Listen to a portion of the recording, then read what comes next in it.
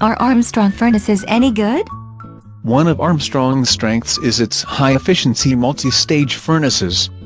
Some of those use two-stage heating, while the most efficient ones use modulating heat.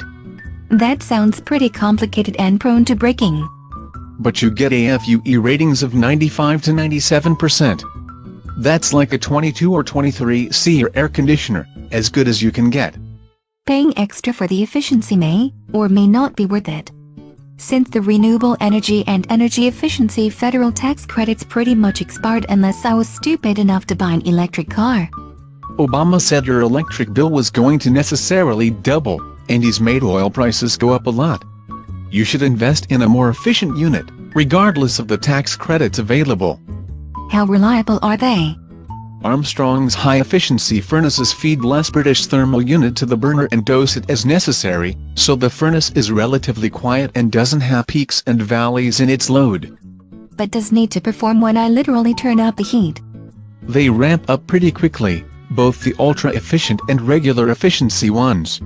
Even the oil-burning ones have an insulated cabinet to improve efficiency and lower noise levels. How is the warranty? The warranty on the heat exchanger is pretty short. If the heat exchanger goes out, I'm literally left in the cold. I do not want a warranty that does that to me figuratively too.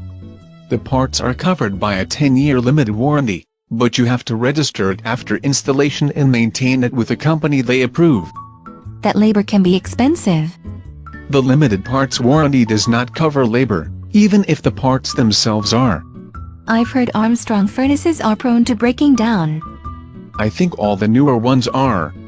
Some are prone to breaking because they are so high-tech with control boards that cannot handle the heat. It's a furnace. It is supposed to be hot. Others are cheaply made and tend to break. Is that Armstrong? It is an average furnace brand with above-average efficiency.